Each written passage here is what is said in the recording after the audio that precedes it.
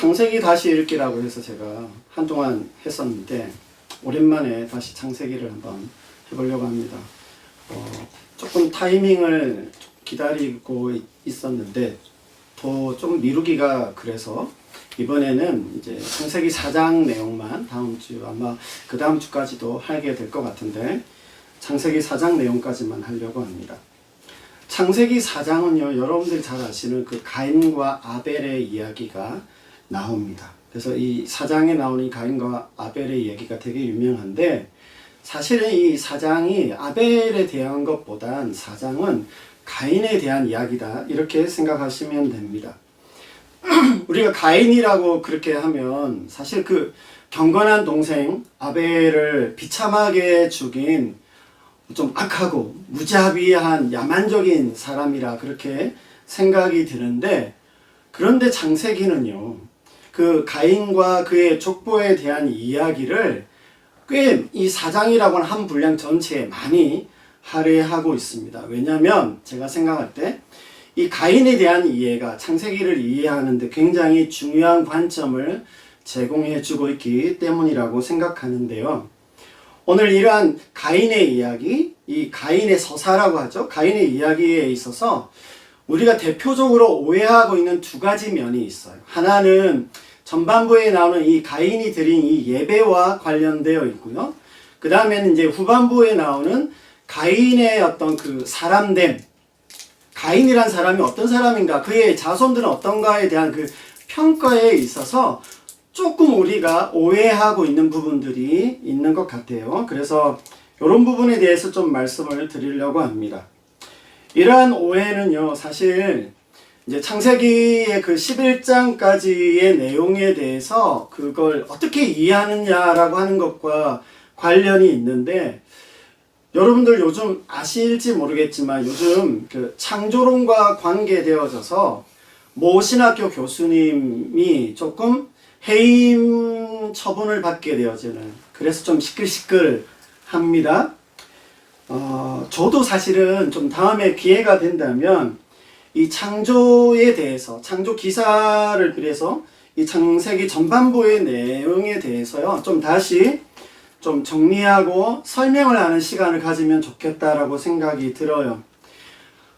이 창조론에 대해서, 창조에 대해서 아직도 사실 우리 기독교계 안에 이 여러 의견들이 혼재되어 있긴 하지만 과학적인 어떤 발견에 대한 기독교의 그 신학적 해석이 아직도 그 잘 못 따라가고 있는 부분들이 있고, 지금은 많이 따라잡기는 했지만 좀 혼재되어 있는 상황이긴 한데요. 제가 이제 이렇게 이야기를 하고 싶은 것은 뭐냐면, 우리의 후 세대에 여전히 기독교의 역사, 우주의 역사를 6천년으로 한정해서 생각하고 이 창세기의 내용들에 대해서 잘 이해하지 못한 그런 어떤 말들을 계속 저희 세대에도 계속 하고 있었다는 게 아니라 이미 이때 바르게 또 다른 해석으로, 합당한 해석으로 하고 있었다는 걸 우리 뒷세대, 다음 세대에게 좀 알려주고 싶은 겁니다. 그래서 지금 기독교에서 말하고 있는, 혼재되어 있는 이런 내용들이 전부가 아니다라고 하는 거, 그리고 그게 어떻게 이해되어져야 된다라고 하는 것에 대해서 제가 다음에 또 기회가 된다면 꼭 한번 말씀을 드리면서 좀 더 우리의 진리에 대해서, 신앙에 대해서 다시 좀 정리하는 시간을 한번 가지면 좋겠습니다. 아무튼 오늘 제가 이제 설교할 내용도 창세기 4장 안에서 저희가 흔히 가지고 있는 이 오해들에 대한 이야기를 제가 좀 주로 많이 할 텐데, 이 시간들을 통해서 우리의 신앙에 대해서 다시 한번 정립하는 시간이 되면 좋겠습니다. 4장을 시작하면서요, 먼저 우리가 이 4장은 3장과의 연결선상에서, 연속선상에서 좀 이해를 할 필요가 있는데, 이게요, 오늘 읽었던 그 1절에 아담과 하와가 동침하여 임신하였고 출산했다라고 하는 이 한 절을 이해하는데도 3장과의 연결선상에서 이해하는 게 필요합니다. 왜냐하면 여러분 잘 아시는 것처럼 3장에 어떤 내용이 나와요? 아담과 하와가 타락하고 범죄하여서 하나님께로부터 심판을 받고 저주를 받는다는 내용들이 거기에 나와요. 그 결과들에 대해서 제가 3장을 다루면서 다 말씀을 드렸습니다. 하나님은 너희가 앞으로 이렇게 될 것이다 라고 하는 고지를, 그 통보를 하셨다. 그렇게 말씀을 드렸어요. 그리고 나서 이제 3장이 끝나고 4장에 들어온 거잖아요. 그러고 나면 이 타락 사건 이후에 과연 어떤 변화가 있을까라고 하는 이런 중에 일어난 일이 1절의 말씀입니다. 1절에 이 이야기가 되는 것이고 가인의 스토리가 그런 연장선상에 있다라고 하는 겁니다. 3장은요. 온 인류가 타락하여서 죄가 들어오게 된 모습을 보여준다면 4장은 그러한 결과가 어떻게 한 가정 안에 영향을 주었는지 보여주는데 특별히 이게 굉장히 좀 충격적이긴 한데 그 가족 안에 영향을 주면서 형제 살인이라고 하는 형제 간에 서로가 아니고 형제가 형제를 죽이게 되어지는 일이 나타났고 그게 가족 전체에 비참한 결과를 가져오게 되는 일이 이제 벌어지는데 그 시발점이 뭐냐? 하나님께 드리는 그 제사, 제물, 예배와 관련이 있다라고 하는 것이 꽤 흥미롭고 좀 특이하다고 할 수 있습니다. 무슨 말이냐면 하나님 앞에 드리는 그 제사, 예배에서부터 좀 오염되어지고 왜곡 현상이 일어났고요. 그것이 가족 안에 어떤 영향을 주게 되었다라고 하는 것을 보여줍니다. 여러분 이게 예배다라고 이야기를 하지만 그 예배 그 자체만이 아니라 이 예배와 관련된 건 결국 하나님과의 그 창조주 하나님과의 관계 안에 있어서 이것이 문제가 생겼다는 겁니다. 다시 말하면 창조 때 일어났던 창조주와 인간 간의 피조물 간의 그 기본 값이라는 게 있어요. 그 디폴트 값이라죠. 그 창조 때 일어났던 그 디폴트 값이 어떻게 어그러졌는지를 이제 나타나고 보여주는 그 시작점이 이제 가인 이 4장이 된다라고 하는 것입니다. 창조 때 나타났던 그 하나님 창조의 질서와 순기능이 깨어지고 오염되어지면서 이 세상 가운데 확산되어지고 번져가는 그 출발 지점에 누가 있느냐? 가인이 있다. 이렇게 이해를 하시면 됩니다. 자, 이제 1절을 한번 볼 텐데요. 이 1절은 가인의 이야기에 있어서 가인의 출생에 대한 이야기를 하고 있습니다. 제가 한번 다시 읽어보겠습니다. 아담이 그의 아내 하와와 동침하며 하와가 임신하여 가인을 낳고 이르되 내가 여호와로 말미암아 등남하였다 하니라. 이게 단순하게 보면요. 아담과 하와가 동침해서 임신하고 가인을 출산한 것은 지금 생각해 보면 이게 사실 그냥 생각해 보면 너무 당연하고 자연의 섭리 같은 거잖아요. 특별할 것도 없고 특이한 것도 없어요. 근데 말씀드린 것처럼 이 앞에 3장과의 그 연결선상에서 보시면 타락하고 죄가 들어왔는데 별일이 있을까 없을까 하는 그 중에 있다는 겁니다. 임신과 출산이라는 것이 사실 이제 이 아담과 하와에게서 처음 일어나는 일이잖아요. 그 임신하는 것이 제대로 작동할 수 있을까 싶은데 다행스럽게도 그렇죠? 특별한 후유증이 없이 자연스럽게 나타나고 있는 것을 봅니다. 징벌과 저주가 주어졌는데도 임신과 출산에는 별 문제가 없어 보여요. 하나님의 그 창조의 원리가 여전히 작동하고 기능하고 잘 이루어지고 있는 것을 봅니다. 그러나 이 하와가 했던 이 평범한 한마디 내가 여호와로 말미암아 등남하였다는 이 말에서 조금은 특이한 점을 좀 볼 수 있어요. 어쩌면 제가 너무 과도하거나 세밀하게 관찰하고 어떤 전제를 가지려고 하는 의도가 좀 있어 보이기는 하지만 저는 이 하와의 3장이 끝나고 4장에서 아주 자연스럽게 임신과 출산이 이루어지면서 던진 이 하와의 이 한마디에서 인간에게서 나타나는 어떤 그 반응, 나타나야 하는 그 반응의 갈림길 같은 게 여기에 좀 보인다는 생각을 하게 됐습니다.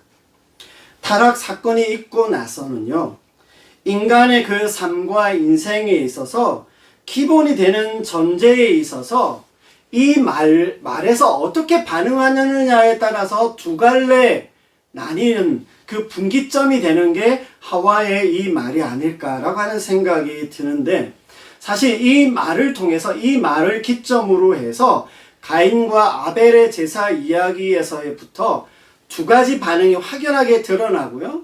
결국 이제 형제 살인으로 이어지고, 그리고 마침내 이제 가인은 하나님을 떠나면서, 이제 제가 다음 주에 하게 될 텐데, 자신의 세계를 구축하는 데까지 이르게 됩니다. 하와가 첫 번째 아들 가인을 출산합니다. 하와 자신은 하나님의 창조에 의해서 태어났지만, 이 가인은요, 의미적으로 뭐냐면 인간에 의한 생물학적인 첫 출산이 누구냐? 가인입니다. 하와는 그러한 자신의 출산에 대해서 뭐라고 이야기했다고요? 내가 여호와로 말미암아 득남하였다라고 말을 합니다. 원래 이 문장에 말미암아라고 하는 단어가 없대요. 근데 이제 문맥상 이해를 위해서 요거를 번역하면서 이 말미암아라고 하는 단어를 추가했다고 합니다.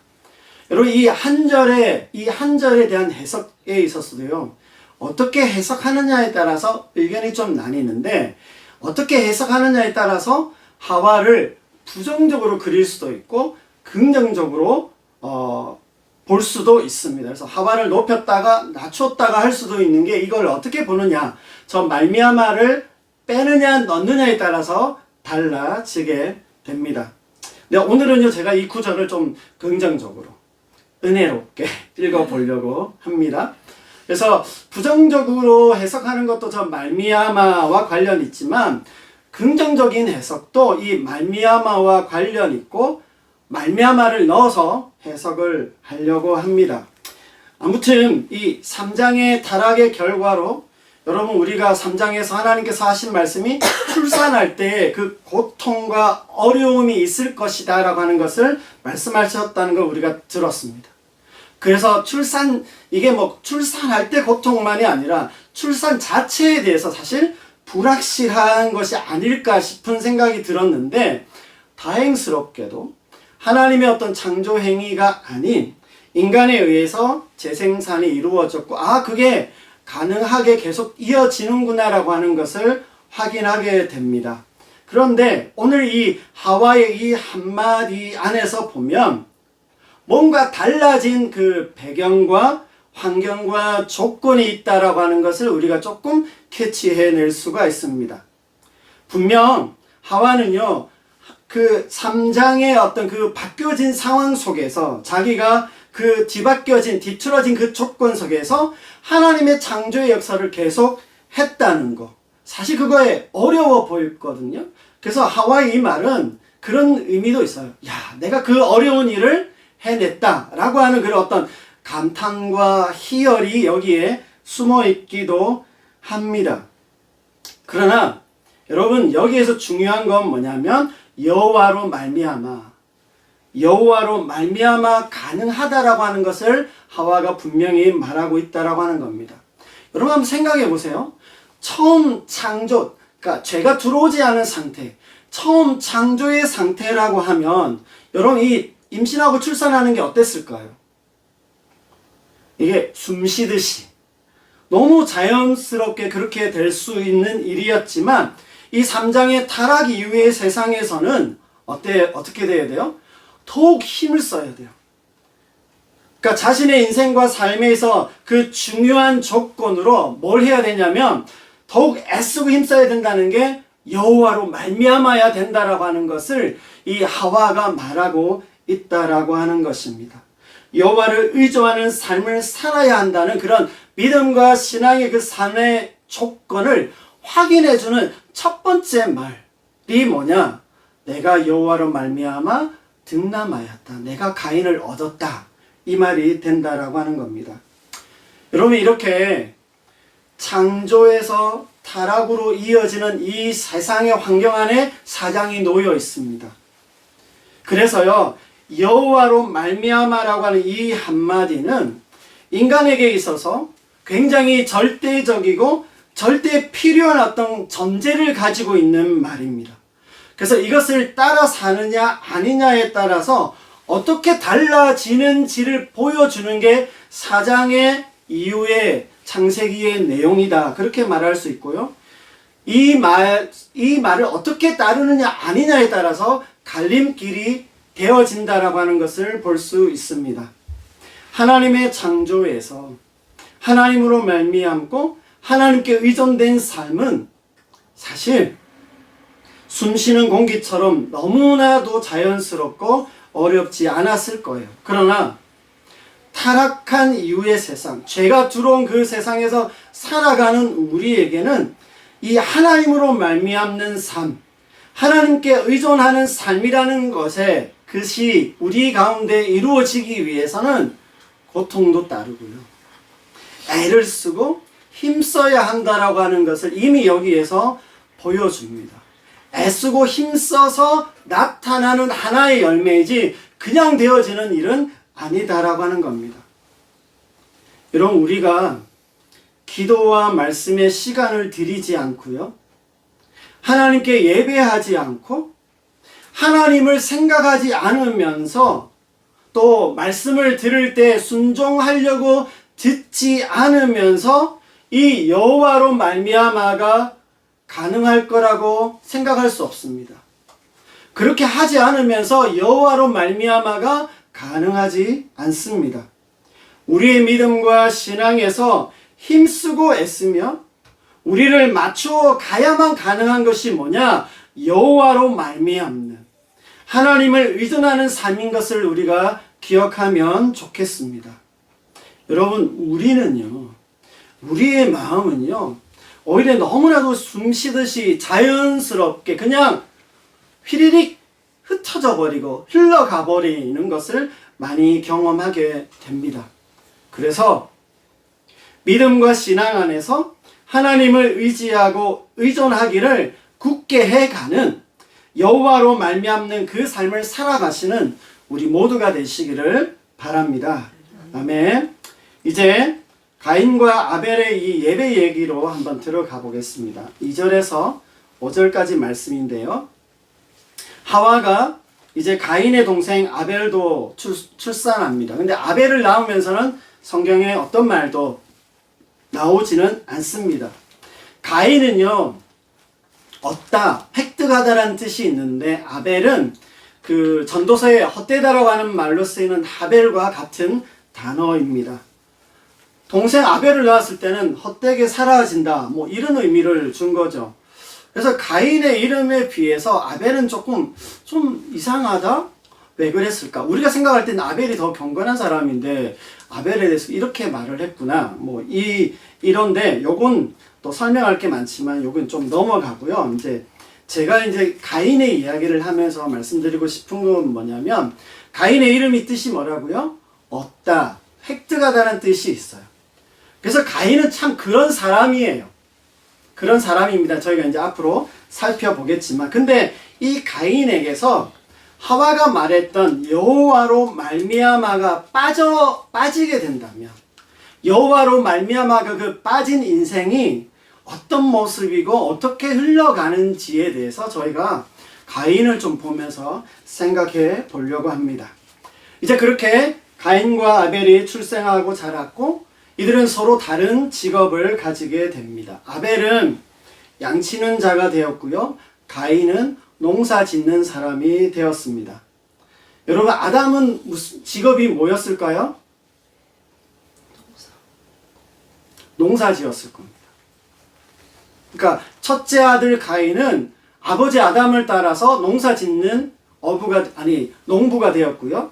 둘째 아벨은 새로운 직종으로서, 그렇죠? 이렇게 개척자로서 새로운 직종으로 양을 치는 목자의 길을 선택한 겁니다. 되게 우리가 생각할 때 목자가 좋은 직업인 것 같고 목자를 좀 좋게 보잖아요. 그러다 보니까 가인이 이상한 거 아닌가? 뭐 아벨은 왜 그렇게 했을까? 그래서 누가 잘했냐 못했냐 이거 말할 수는 없다고 생각합니다. 근데 그런 측면에서 보면 오히려 가인이 그 아버지 아담을 따라서 농사를 지었기 때문에 가인이 기특하고요, 대견해 보이기도 합니다. 아무튼 3절에 보시면 세월이 흘러서 이 두 아들이 자신들의 노력과 수고로 소산을 얻게 되었고요, 가인은 땅의 소산으로, 아벨은 양의 첫 새끼와 기름으로 하나님께 드렸습니다. 이것은 아마 이렇게 볼 때 뭘 우리가 생각해 볼 수 있냐면 아담이 계속 하나님께 제물을 드렸겠구나. 아담이 하나님께 제물 드리는 걸 보고 아들들도 그렇게 했겠구나라고 하는 걸 한번 생각해 볼 수 있습니다. 근데 이제 이렇게 제물을 드렸는데 문제가 생겼습니다. 하나님께서 아벨의 제물은 받으셨지만 가인과 그의 제물은 받지 않으셨다고 나옵니다. 제사를 드렸는데 제물을 드렸는데 받지 않으셨어요. 제물을 받으시는데 거기에 차이가 있습니다. 이걸 제사 연납의 문제라 그렇게 말할 수 있습니다. 자, 그러면 왜 아벨은 받으시고 가인은 받지 않으셨을까요? 여러분은 어떻게 생각하세요? 여러분은 어떻게 알고 계시고 어떻게 들으셨나요? 제물을 드린다 하면 제사 지내는 걸 우리가 생각하고요. 구약에서 보면 짐승 제사를 우리가 많이 드리는 걸 떠올려요.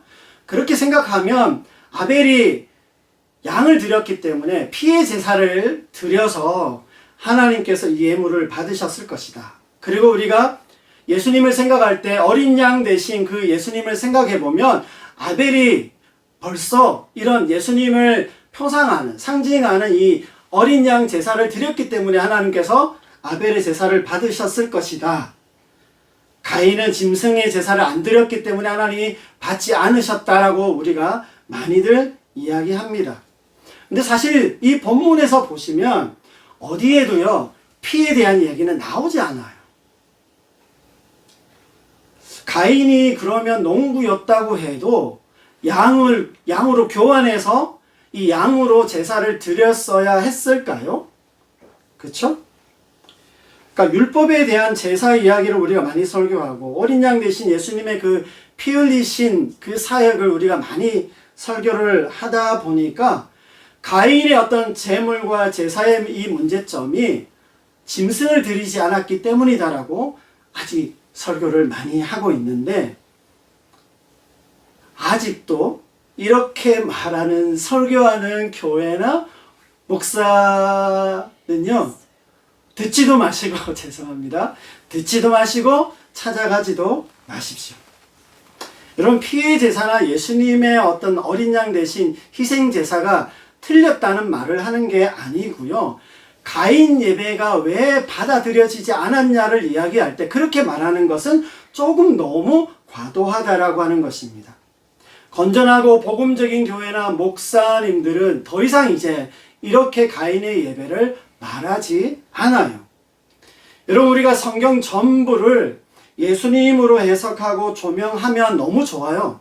너무 좋은데 그렇게 전부 한다고 다 은혜가 되는 것은 아니다라고 하는 것입니다. 오히려 너무 그렇게 하다 보면 어떤 문제가 생기냐면 하나님을 너무 단순하게 이해시키고요.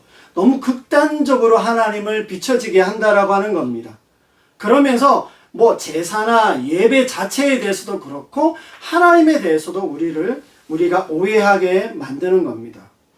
자칫 하나님이 예물 따지시네, 재물 따지시네, 뭔가 한 가지만을 고집하시는 그런 하나님으로 비춰질 수 있다는 겁니다. 근데 여러분, 구약의 제사 율법서를 읽어보시면 하나님은 다양한 경우에 다양한 형편들을 고려하고 계시는 하나님으로 나와요. 그래서 우리가 자칫 여기에서 가인의 이 제사, 예배를 오해하게 되면 하나님을 엄근의 하나님, 엄격하고 근엄한 하나님으로만 그렇게 비춰질 수 있다는 것, 그게 우리의 오해가 될 수 있다는 거 말씀드립니다. 자, 그러면 여기 이 가인과 아벨의 이 제사 연납 문제를 우리가 어떻게 이해해야 하나 라고 하는 문제가 있는 거죠. 우선 여기에 보시면 제물이란 말이요, 히브리어로 민하라고 하는 단어인데, 이게 제사에 대해서 많이 나오고 있는 그 구약 레위기에 보시면 이 민하라는 단어가 소제를 드릴 때 사용되어졌는데, 소제는 곡물로 드리는 제사를 말할 때 소제라고 합니다. 그러니까 이 민하, 여기에 드렸던 제물은 제사는 민하를 의미합니다. 이렇게 따져보면요, 여러분, 사실 뭐가 돼요? 가인의 제사가 더 맞아요. 그러니까 단어적으로는 더 적합합니다. 그러니까 재물이 문제라고 하면 어떻게 해야 돼요? 오히려 반대로 아벨이 양을 바꾸어서 곡물로 드려야 이게 되는데, 후대에는 이게 넓은 의미로 이 재물이라는 의미를 썼지만 사실 아담도 아마 곡물로 제사를 드렸을 겁니다. 이렇게 보면 이 제사 연납의 문제는요, 재물의 문제가 아니라는 것이 됩니다.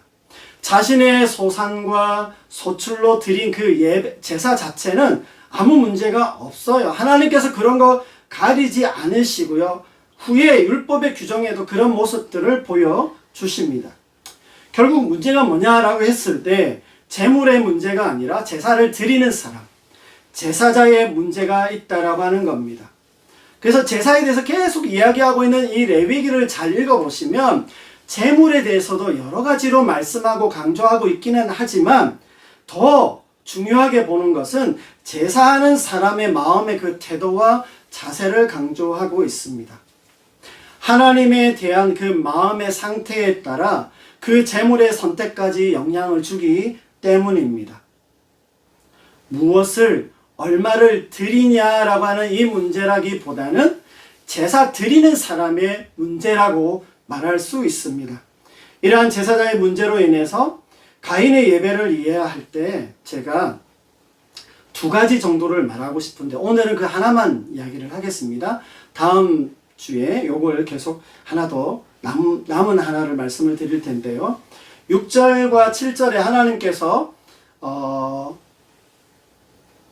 연락하지 않으시고 나서 가인에게 하신 말씀을 한번 살펴보시면, 여기에 보시면 특별히 7절에 보시면 내가 선을 행하면 어찌 낯을 들지 못하겠느냐, 선을 행하지 아니하면 죄가 문에 엎드려 있느니라. 선을 행하면, 선을 행하지 않으면 이라는 말씀이 나와요. 그래서 하나님께서 가인이 착하지 않아서 그러셨구나, 이렇게 생각하는 것도 너무 단순한 겁니다. 여러분, 선하지 않았구나 이렇게 생각하면 안 됩니다.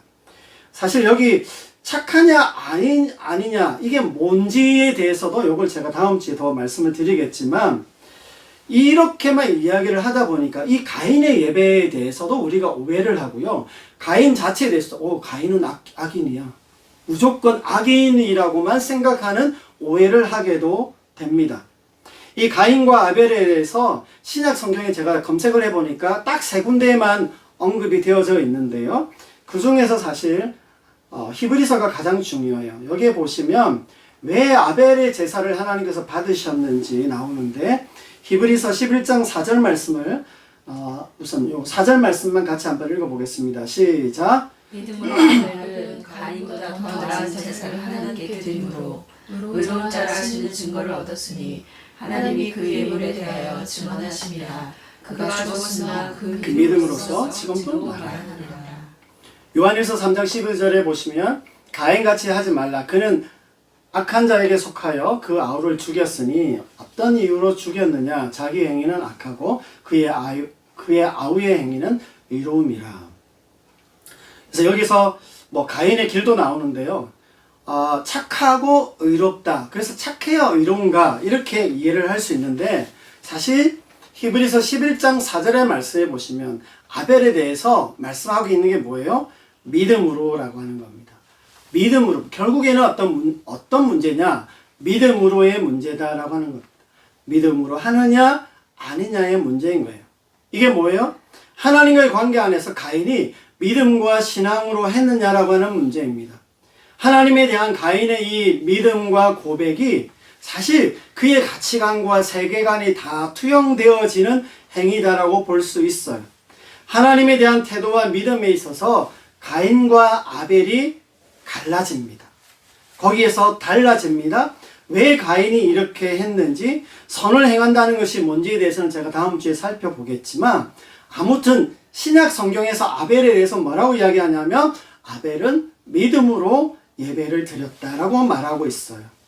하나님과의 관계 안에서 믿음으로 했느냐라고 하는 것인데, 이걸 이제 제가 잘 하는 말로 계속 강조하는 말이 뭐예요?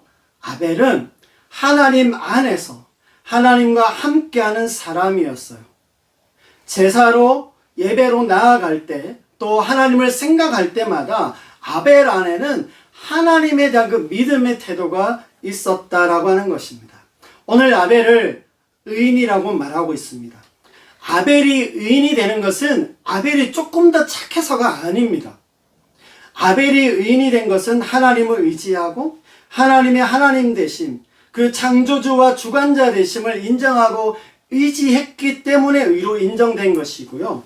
그런 아벨의 제사 예배를 하나님께서 받아주신 것이다. 그렇게 이해를 해야 하는 겁니다.